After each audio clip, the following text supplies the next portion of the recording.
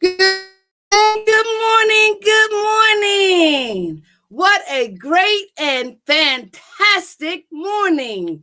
It is a brand new day, a great new day, and can be a happy new day if we just apply the 12 spiritual principles in all our affairs to this day that the Creator breathed life into you this morning and breathed life into me this morning, woke you up this morning, woke me up this morning to rejoice and be glad and make this a happy new day in spite of this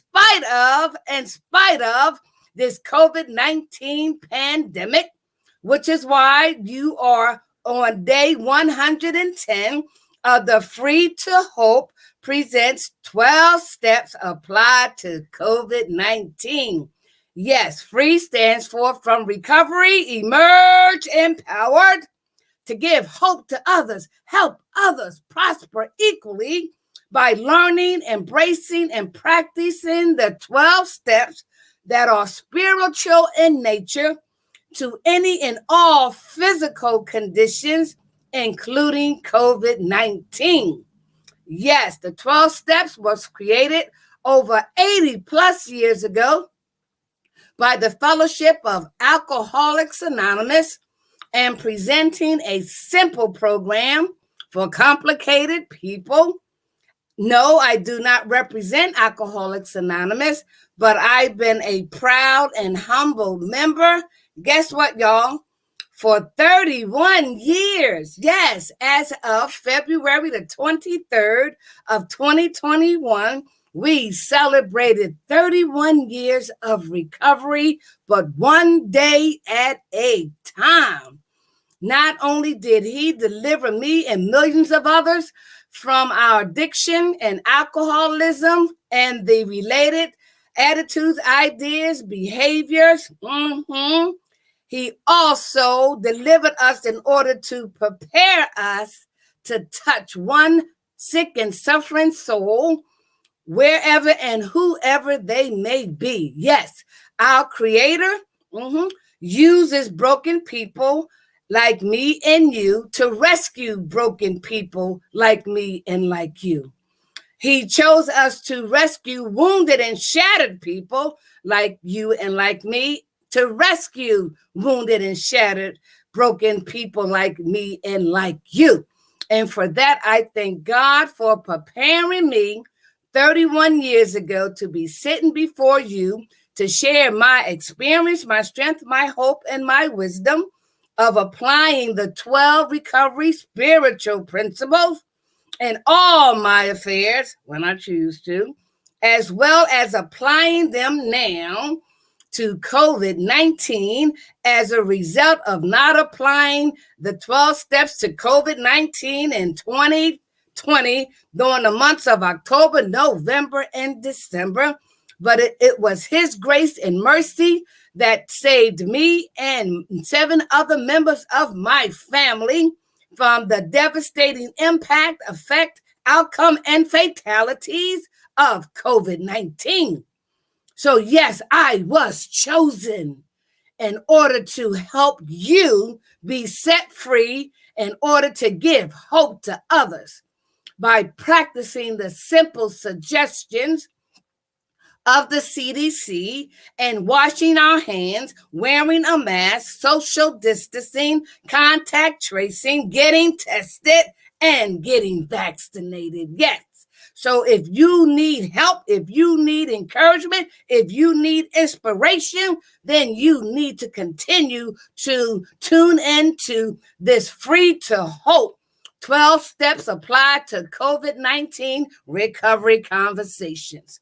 But before we go any further, we want to stop and give 30 seconds in a moment of silence to acknowledge our Creator, who knows the beginning, the middle, and the end of this devastating pandemic, which is not going to be the last one, nor was it the first one.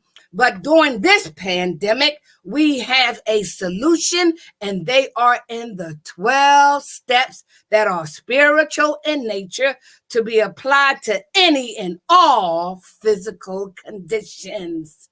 And so, in order for we, you, me, us, the universe, the world, to stop the perpetuation of the devastating impact, effect, outcomes, and fatalities of COVID-19, we can, we will, we must apply these 12 spiritual principles to taking the simple suggestions offered by the CDC in order to save one life, one family, one culture, one community, one city, one state, one country, in other words, the entire human race.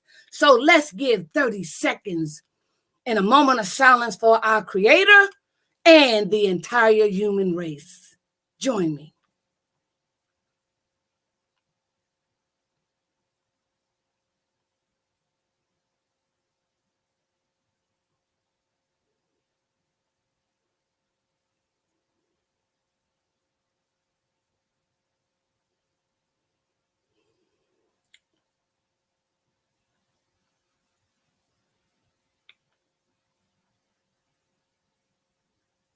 Thank you, and thank you.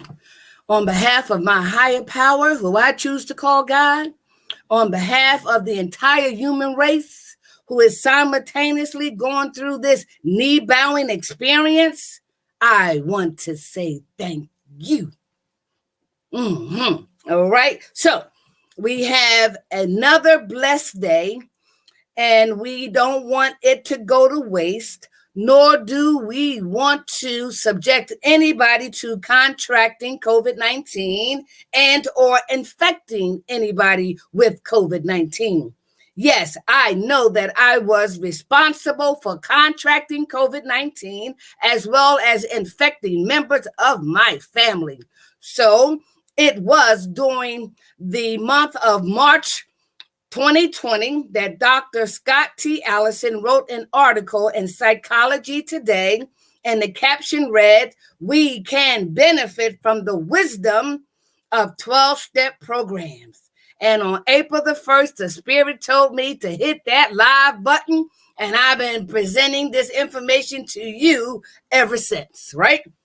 As well as on December the 3rd, when I was in quarantine after contracting COVID-19, and members of my family in quarantine as well.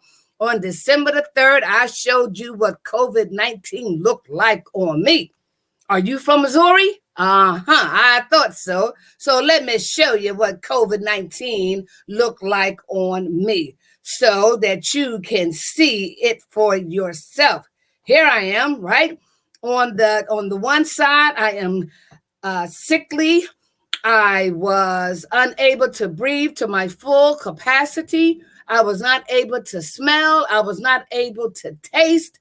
My whole body felt like a giant toothache. I was fatigued and I was out of it. And you can see the transparency. Yes, I sit before you with no dentures, no makeup of my culture, nothing. Yes, just the way I was feeling. But next to it, you can see the progression of me being in the recovery from COVID-19. And so I want to encourage you one day at a time. So go back to as early as April the 1st of 2020 to see all of my recovery conversations, and go back to December the 3rd when I sat before you with COVID-19 and in the isolation quarantine state. And now we are in day 110 of being free from COVID-19 and infecting members of my family. Why? Because we know now not to take COVID-19 for granted. So we wear a mask. We wash our hands. We social distancing. We contact tracing. We get tested. Because of the 8 family members, only 2 had symptoms. The other were asymptomatic. The 2-year-old had symptoms and I had symptoms. So when necessary and when we think we have been around or exposed in one way, shape, form, or fashion, we get tested.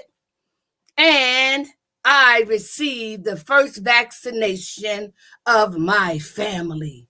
Yes, why? Because I had to ask questions. I had to do my research. I had to dispel any kind of myths, right? And it was determined that I needed to take that vaccination shot in order to decrease the severity of the symptoms should I contract COVID-19 again, which I ain't planning to. Decrease the possibility of me being hospitalized, which I ain't planning to. And decrease the possibility of me dying. Oh, I know I ain't trying to do that. So the vaccination, from what I understand during my research, only decreases those 3 areas. The severity of the symptoms, being hospitalized, and being one of the COVID-19 fatalities. Okay, so I tune in every day. I do my research every day. I'm always listening to the updated information because man does not know everything, but our Creator knows the beginning, the middle, and the end of this pandemic. And so it is my obligation, my responsibility, my duty to share with you the mistakes I have made by being defiant, being rebellious, being self-centered, being selfish, having the attitude of being invincible, like I was with my disease of alcoholism, but God delivered me 31 years ago from underneath that parked car. And he delivered me from COVID-19 110 days ago. So therefore, it is my honor, my humble honor to plead with you. Yes, to beg you, right, to take this COVID-19 seriously. The reported numbers are out of the window, and they're only going to get worse. And those are just reported. Could you imagine? Hold on, y'all. My battery just let me know. If I want to continue, I need to put this battery in. So guess what? The 12-step program says, don't wait till it happens. Be proactive. And so as a result of being in this recovery process and being delivered from COVID-19, yes, it is my honor, and I am humbled and come before you just to plead with you, right? Beg you to take this COVID-19 seriously. I've lost loved ones close to me, friends I've known, and it is causing havoc in so many people's lives with being affected by mental illness and substance abuse, the increase of domestic violence, child abuse, suicide attempts, okay, crime. And I have to be mindful that with these 12 spiritual principles, I can recognize what Donald Lawrence said in his song called Spiritual, that says you are not a natural being having a spiritual experience. You are a spiritual being encased and walking in this natural experience. So when we learn and apply and practice these 12 spiritual principles and use the spiritual angles to combat any and all physical conditions, we can with COVID-19 as well. All right, so today, day 110, you know that repetition is important. I want to acknowledge my sponsor, acknowledge my resources, because I ain't about to get charged with no plagiarism, right? I went through that with Lincoln University, but thank God I wasn't found guilty. Anyway, and I want to also give you a taste of my early presentations and my early podcasts. And you will see that I don't know what I'm doing, right? But that's okay. I tell people, don't listen, don't look at the messenger, listen to the message. But you will see how having sponsors have helped me to upgrade my equipment, become a little more professional, invest in some software, because this information is free to the public. And it is my prayer, if it's God's will, that one day I will be used in a syndicated form.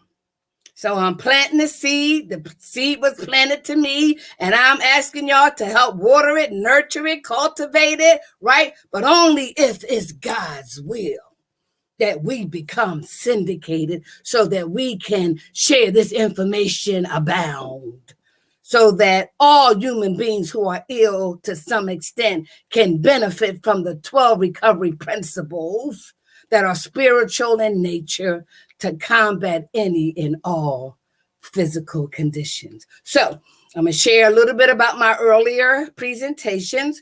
I'm going to acknowledge my sponsors now, my resources, and then we are going to continue on recovery principle number 8, right, where it says, made a list of all persons we had harmed and became willing to make amends to them all. So let me first acknowledge my sponsors, all right? Ooh, Lord, I love you. The first sponsor that I want to acknowledge and to recognize, who is no longer here with us on the physical plane, but definitely among us in the spiritual realm. And that is Dr. Mary Douglas Bailey. She was one of my sponsors of MDB Associates. To God be the glory. She left a legacy behind that is unshakable and that will carry on in the lives of many, but particularly to the LGBTQ population. And we recognize the amount of sacrifice she committed over the years. Yes, she was a wounded, shattered, and broken child who too sought refuge in drugs and alcohol. But before God called her home to her next mission, she had over 30 years in recovery, as well as recovering from mental illness. And she climbed the ladder of being a servant to others and becoming a doctor to provide counseling services for those who are ill with any physical condition. So on behalf of Dr. Mary Douglas Bailey of MDB Associates, we salute her and her legacy. Our next sponsor is Patchwork Human Services, Ebony Marjorie, Levante N. Dorsey and Associates, Academy of Peace, Dr. J. Macklin, Crafty Crab Seafood Place. That's where I had my 31st anniversary at their restaurant. They practice social distancing. They had us practice social distancing and all of the CDC's requirements. So I recommend going to Crafty Crab Seafood Restaurant in Wilmington, Delaware.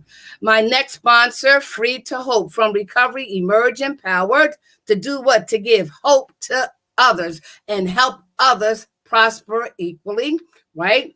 And we also have with us Women Do Haul Transportation Services. Mr. C's Barbershop is responsible for my crown. The attire I wear sometimes comes from Morgan's of Delaware. The Afrocentric attire I wear is from Lady T at Morgan's of Delaware. Jewelry by Catherine Butler. Jones Accessory of Philadelphia. I wear her items as well. I listen every morning to my dear friend and spiritual mentor and advisor, because she gives it up, Miss Tamika Strickland, on Morning Wake Up from 4:30 to 4:45, Monday through Friday. And last but not least, until you join, we have Divine Light Recovery Center and supportive housing. So Divine Light parallels with Dr. Carl Jung, Dr. Bob, and Bill W. answer to the disease of alcoholism, and that we as alcoholics in recovery, we need divine providence, divine intervention that will bring us to divine light. I was blessed to be directed to working for Divine Light years ago, and I am still working for them today. So please patronize my sponsors. If you would like to be a sponsor to help me increase my platform, become syndicated, right? Upgrade my equipment, please support me by Cash App $ free to hope, or call or email me edwina.bell@yahoo.com or 302-690-6679. And you too can become a part of the solution and not a part of the problem. So the question is, are you in the prevention mode of COVID-19, intervention mode of COVID-19, or restoration mode of COVID-19? Are you being proactive, inactive, reactive, or responsible when it comes to COVID-19? I don't know what that answer is. Only you can answer it. But if you go to Dr. Scott T. Allison article that he wrote back in March of 2020, you can see the 7 points that he emphasized on the COVID-19 pandemic during the month of April, right? When we were asked to quarantine. And so he had 7 points from an Al-Anon perspective. So please go to Dr. Scott T. Allison's article in Psychology Today. Specifically, March the 31st of 2020 is when I got the article. And on April the 1st, guess what? We went live. That article says how wisdom of the 12-step programs can help us get through April of 2020. And now we are almost a year later, and COVID-19 is still kicking butt and taking names. Also, the 12 recovery principles, I extracted Jason Waller breakdown of the steps of Alcoholics Anonymous. So please go to jasonwaller.com to go along with me as we present to you these 12 spiritual principles, all right?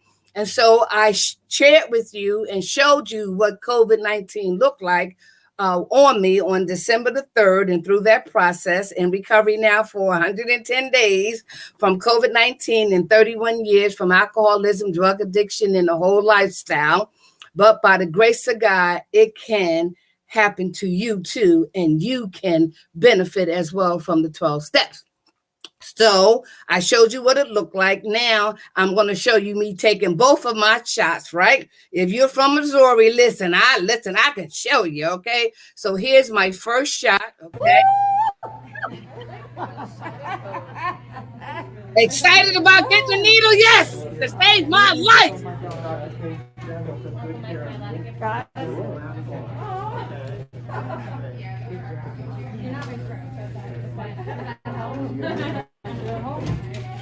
All right. That was the first shot, right? Now, that was on February the 6th. Now, let me show you my second and final shot thus far is, listen to her, a shot of hope that was taken on March the 4th. So now you see, I am transparent.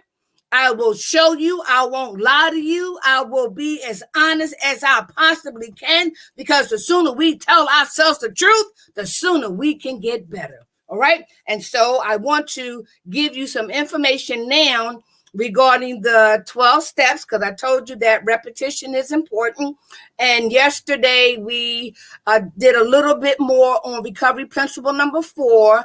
And day 6, I'm going to show you the continuation of recovery principle number 4. And then once that is done, we'll go back to today's topic and hopefully concluding maybe recovery principle number 8. So listen.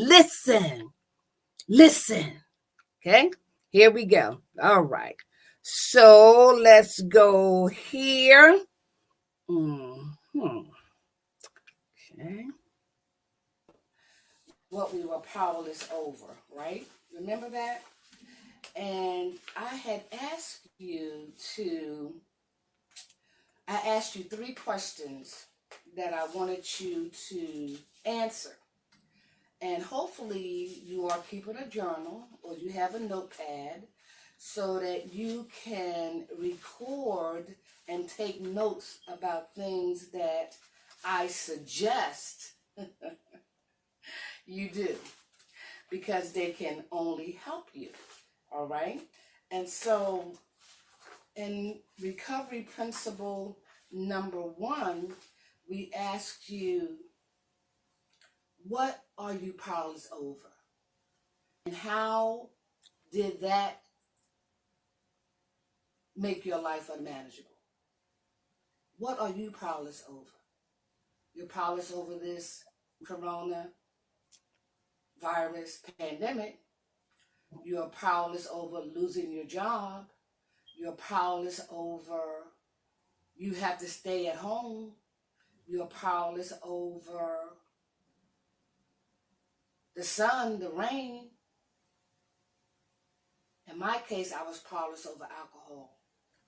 And those things that I just mentioned that you may be powerless of can cause your life to be unmanageable. Okay? So I ask you, what are you powerless over? I ask you to list those things. And I also ask you to state how that situation, that circumstance, that substance had made your life unmanageable. Mm-hmm. And the third question I asked you was, do you think you can ever regain power over that which you were powerless over at one time? Do you think you can regain power over something you were once powerless over? Mm-hmm. Those were the questions I asked you. Okay? And recovery principle number 2 came to believe that a power greater than ourselves could restore us to soundness of mind. I asked you several questions there too. What's a power greater than you? Is it 2, 3, 4 more people? And you're only one? So 3 or 4 more people is a power greater than you. Because you have 4 opinions, 4 suggestions, 4 experiences that they can give you to help restore you to soundness of mind. That's a power greater than you. When you go to the hospital or the bank, those people who are providing that service is a power greater than you. When I go to my 12-step meetings, that they are a power greater than me. Mm-hmm. So what I suggest greater than you, that can help restore you to soundness of mind, that can help restore you to understand how your powerlessness over that thing you identify and how it made your life unmanageable, right? That power greater than you can help you figure that out. Because you couldn't do it by yourself. I couldn't do it by myself. This is why this is a we program. We need to find out how we can get the help. And as long as I keep it in here and not expose it, I can't get the help. So what were the power greater than you that you were able to identify? And that power greater than you, would you be willing to go back to that power every time you are going through something?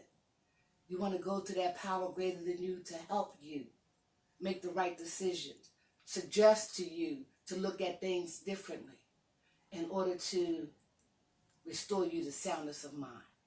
Okay? Recovery principle number 3 says, made a decision to turn our will and our lives over to the care of God as we understood Him. So for me, my identification of a power greater than me was a process. And eventually, the 12 recovery principles helped me to identify who that power greater than me really is, the God of my understanding.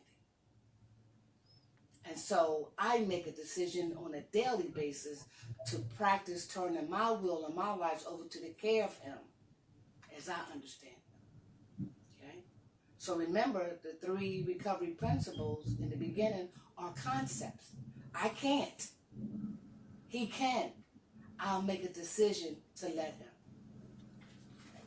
So recovery principle number 4 that we talked about yesterday,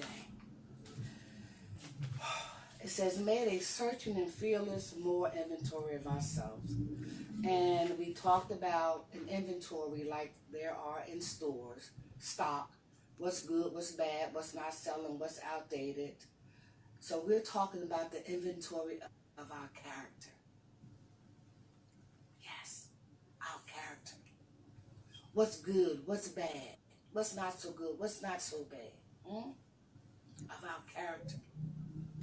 And in the recovery step program, they have guidelines and they have suggested guides to help you identify a template, if you will, or an outline to do and compose your searching and fearless more inventory, because it's the first tangible exercise you're going to do with this 12 recovery principle modality. Okay, so yesterday I gave you an example that I started out with my inventory by talking about my upbringing, because they say when you do a searching and fearless more inventory, you need to go back as far as you can remember when those attitudes, those ideas and behaviors were formulated. Yes. When we do a searching and fearless more inventory, fearless, in spite of what you think, in spite of what you felt, in spite of what happened, let's do that inventory. Because once we go back as far as we can remember, we will see how those character defects or those assets were formulated. Yes. And so when we go back as far as we can, like I did yesterday, I went back to my family, where most of my attitudes, ideas, and behaviors were formulated. And so I focused on my character defects first. And so when I used the guideline that was offered to me, it had 4 columns, right? It said to identify what that character defect is. And yesterday I talked about the resentments I had against my mother, my siblings, and my father. I also listed next to them what caused me to have those resentments. And I broke it down that they were getting more attention. My mom and siblings were getting more attention from my dad than I was, and I didn't like that. My dad was abusive. I didn't like that. That was the cause of those resentments. And then in column 3, what feelings were generated as a result of those resentments. I developed feelings of low self-esteem, insecurity, jealousy, a sense of not belonging, feelings of competitiveness. Yes. And then column number 4 says, what part did I play in having that resentment that was caused by this, that generated these feelings? Well, the part I played in it, I started lying on my mother. I started manipulating my sisters and brothers. I started imitating what my mom would do to get my dad's attention. Yes. So that searching and fearless more inventory helped me to identify with those feelings of inadequacy, insecurity, fear, jealousy, envy, competitiveness, all those things that are a result of having a resentment. I needed to identify who they were against, what the situation was, what feelings it generated, and what part did I play in it. And so resentment was one category. Okay. The other one could have been sexual relations. Yes. I grew up believing that women were to be used, abused, and replaced by the actions of my father. So I adopted an attitude that I was going to use, abuse, and replace men. That started way back. That attitude, idea, and behavior started way back with my dad. And then I began to see the males in my family do the same thing. So having that issue caused me to not want to even be a female sometimes, and that's why I had problems of my sexual identity. Even though I was a girl, well, maybe I should be a boy. Maybe I should like women instead of men, because men abuse you. I wonder where I got the idea of liking women. Ooh, my father used to have Playboy books in the house. He would have these porno books around. And so if my dad was attracted to women, particularly white women, the Playboy book, guess what? As a child looking at this, well, maybe I should be attracted to women. I needed to identify my sexual relation. The character defect of that were created in my sexual relationships, right? And how as a little girl, I wanted the attention of my dad so much that I thought if I act like a boy and did what he did, he would give me attention and affection and love me better. And I also told you, or I should have told you, that I'm a transparent person. I'm totally transparent. And because I'm totally transparent, you're going to hear some things that you'll say, well, wow, she can say that? Yes, because I can even take my wig off and be totally transparent. Why? Because I've been healed from the inside. I know who I am. I tell myself the truth. And that's why I'm able to tell you the truth. I am totally transparent. Some people say I'm too transparent. Well, you're not me, and I'm not you. But these recovery principles help me to be totally transparent. And so, yes, under the Searching and Fears More inventory, I had questions about my sexuality. Because of the attention and affection that I wanted from my dad. I had to identify that defect. I had to identify the cause of it. I had to identify what the feelings were and that were generated. And then I had to identify what part I played in it. So for a long, long time, y'all, and for many, many years, I sought the attention and affection and approval of my dad. So much so in that moral inventory, now I know why all my 3 husbands, yes, 3, were older men. My first husband, I was 19, he was 34. The second husband, he was 25 years older than me. He's the reason why I used the last name Bell. And I said I wasn't going to use my last name, but I still carry his name because God used him to take me over the threshold from addiction to this thing called recovery. But he was 25 years older than me.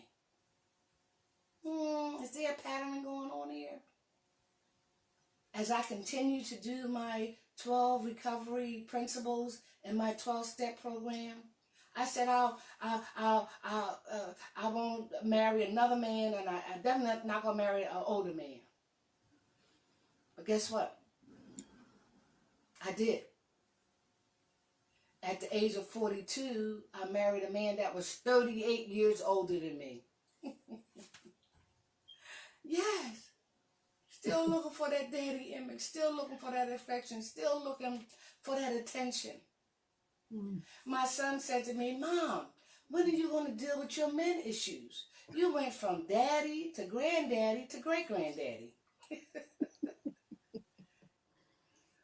But had I not done this inventory, I would not have been able to identify where those attitudes, ideas, and behaviors were formulated. Yes. So, listing the defects, I talked about resentments, I talked about sexual relations. Let me talk about one more thing before I go on to step recovery principle number 5. Let's talk about the organizations that I used to work for and the IRS. Yes, I caused them harm. I had fear of filing my taxes. I had fear of going back to work. I had fear of being trusted again, because during my addiction, it took all that away. And during my addiction, I did some horrific things. I didn't pay taxes. When I went to work, I was stealing. When I didn't show up for work, I was lying. Yes. And making that searching and fearless more inventory says to me, well, if I don't identify that situation, so let's say IRS, okay?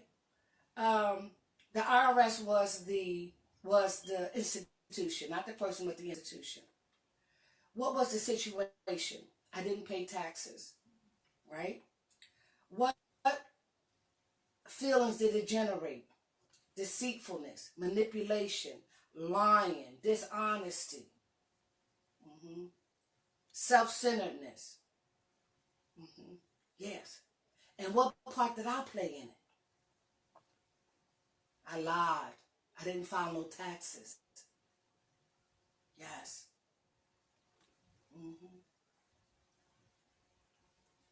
And you wonder why in recovery principle number 8, I need to list the IRS, because I did cause them harm, right?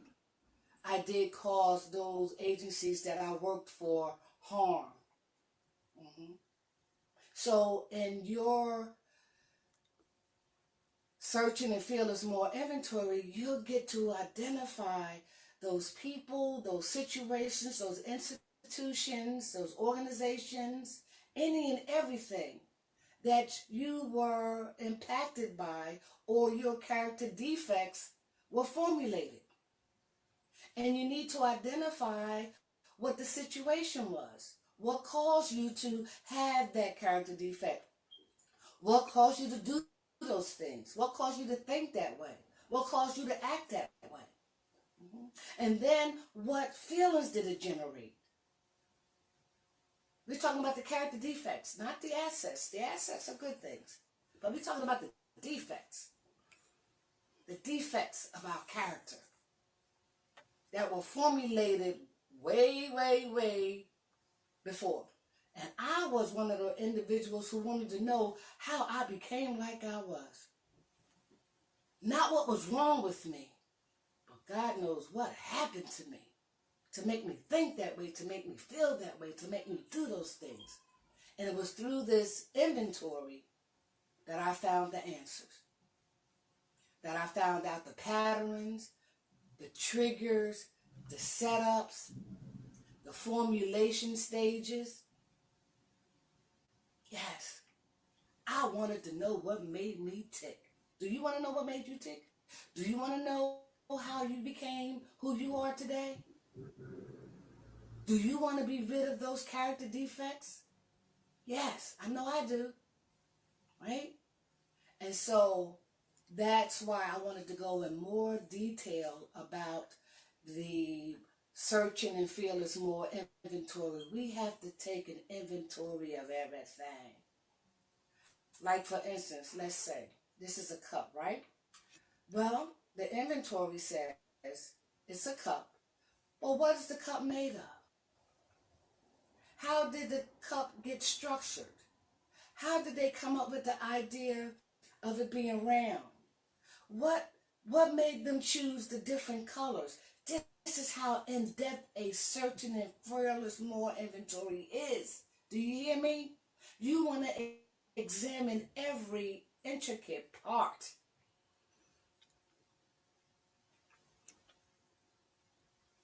until it goes back to its intended purpose, in our case, to our natural instincts before they became defective. What were our natural instincts for survival, for sex relation, for security? What were our natural instincts? And character defects are nothing more than natural instincts that have far exceeded their purpose. So when I do this inventory, I need to examine everything about that defect. How it was formulated, where it came from, who contributed it, what part I played in it.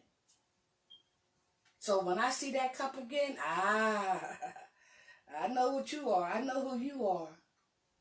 So this inventory prepares you to identify, to be alert of things yet to come, that you recognize, oh, I've been there before. I know what that feeling is like. I know where that feeling came from. I know what I'm thinking now. I know why I'm thinking that. Not what's wrong with me, but what happened to me. Why I need to have this inventory to help me navigate through the rest of my life. By taking that in recovery principle number 10, continued inventory. So that's why this fourth recovery principle is so important. It's so important. And we want to be as thorough and as honest as we possibly can be. Do you hear me? I want to identify everything that I've been holding, all the secrets, all the ill feelings. Huh? I wanna identify all that stuff. And I want to get it out. And I get it out by putting it on paper. I get it out. You don't have to worry about nobody seeing it. To thy own self be true. But can you imagine that in your secret closet, that in your den or in your car or you are writing what's in here. You are writing it out without any fear. It may be uncomfortable, it may be painful, but the freedom that it's going to give you, like it gave me, is indescribable. Okay, I'm going to stop there because I promised that we will get back to recovery principle number 8, made a list of all persons we had harmed and became willing to make amends to them all. And so, as I stated in that presentation back on February the 6th of 2020, we use our 4th step inventory to identify those persons, to identify those institutions or organizations that we caused harm to, right? And so that's why when compiling recovery principle number 8, we have to have, I did 3 columns. Jason Waller identified 4 columns, right? And so the whole idea is to make that list and identify what harm we caused so we can become willing to make amends to them all. ALL, not the soap powder or this, whatever it was. Huh? make amends to them all in one shape, form, or fashion. So the idea is to make that list. So with Jason Waller, he posed a few questions that we went over so far, and we're going to continue with those questions. So what we answered so far and what you can do to go back and review that is to go back to my previous podcast as we identified recovery principle number 8. So the first questions we answered was, are there resentments in the way of your willingness to make amends? 2, are you hesitating in any way before working on the 8th step? If so, why? And 3, why is it valuable to determine the exact nature of your wrongs, right? And so I believe we need to start there. It says, why is it valuable to determine the exact nature of your wrongs? Remember that analogy I gave, that when I had that resentment, right, against COVID-19, right, I had the resentment. Why? With COVID-19, because I was angry. So that anger, right, camouflaged the resentment. Why was I angry, right? Because I was uncomfortable with this information. I was in disbelief, right? So all those things camouflage resentment. But what really camouflaged the resentment? What was the exact nature of that resentment? I found out in recovery principle number 5 that says, admit it to God, to ourselves, and to another human being, the exact nature of our wrongs, of our character defects. And guess what it was? Fear. It was fear. And before I got into recovery, I used to forget everything and run. We use another word like everything and run. I'm getting drunk. I'm getting high, And where did it take us? Where did it take me but underneath that parked car 31 years ago? But applying these 12 recovery principles, we learned to give another acronym of fear. Face everything and recover. Face everything and rejoice. Face everything and rebuild. Face everything and be rejuvenated. Face everything and be restored. Yes. So getting to the exact nature is crucial in identifying our character defects.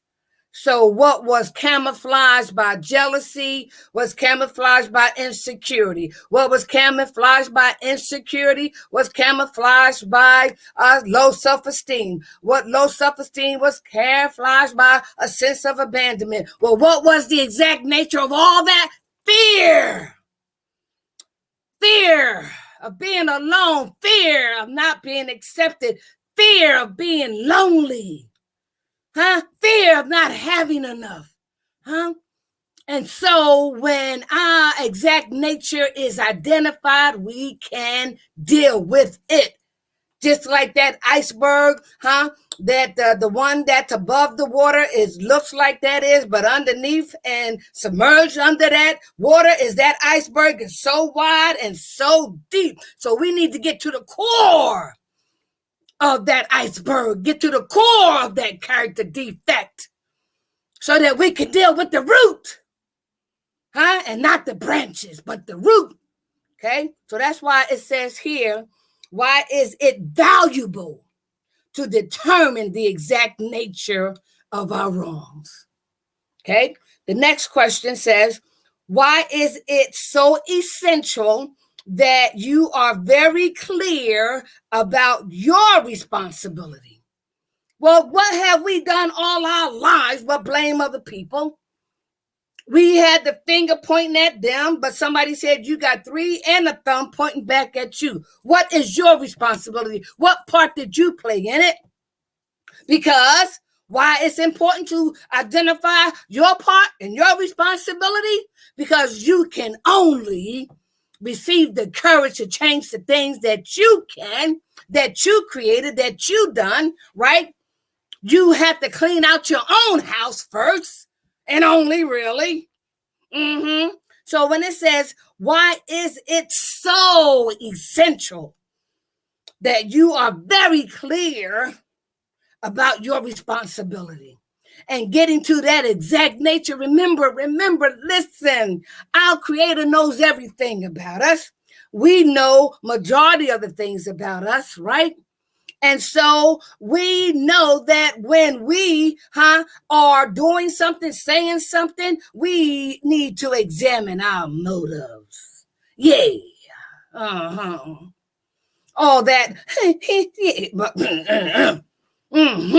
So we need to man up. We need to woman up and be held accountable and responsible for the things we said, the things we did, so that we can be set free. From recovery, we can emerge empowered. That's why I can sit before you right here, right now, and be true to you, because I've learned how to be true to myself. I take full responsibility of everything I said and I did. I don't regret my past, nor wish to shut the door on it. Why? Because it is my reference point. It's my reference book. At that time, during those days, at that moment, that's where my mindset was. And I need to evaluate that to see why I made that choice and that decision. Not what's wrong with me, but what happened to me to develop that attitude that I did and conduct that behavior. Yes. And then I need to be responsible for where I was at that time and be accountable for the things I said and done. That's why it's so essential if I am truly to be set free. From recovery, emerge empowered to give hope to others, help others prosper equally. So let me be the attraction. Let me be the example, like others have been for me, that I want to be for you. And practicing these 12 spiritual principles and applying them to the CDC suggestions of wearing a mask, washing our hands, social distancing, contact tracing, getting tested and getting vaccinated. Why? To save a life. Whose life? Yours? Your loved ones? Mine? Other human beings? There, by the grace of God, there go I. How dare I take for granted this COVID-19? And I did. That's why I can admit that I contributed to contracting COVID-19 and infecting members of my family. So that's why I need to be held responsible for the decisions and the choices I made that were not good. But it was based on self-centeredness, being defiant, being selfish, being egotistical, having pride. Yeah, right. All right, so that's all we have for today. So tomorrow, if it's God's will that we are rejoined for day 111, He breathed life into you and to me tomorrow. Wake you up, wake me up tomorrow. We will be reunited.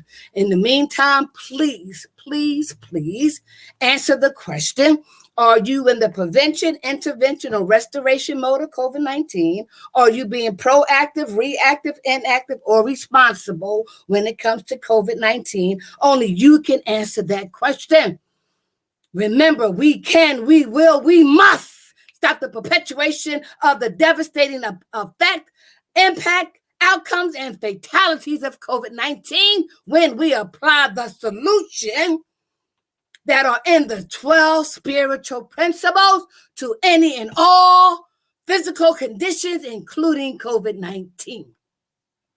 So let me end by recognizing my sponsors again, and also sharing with you where I got tested.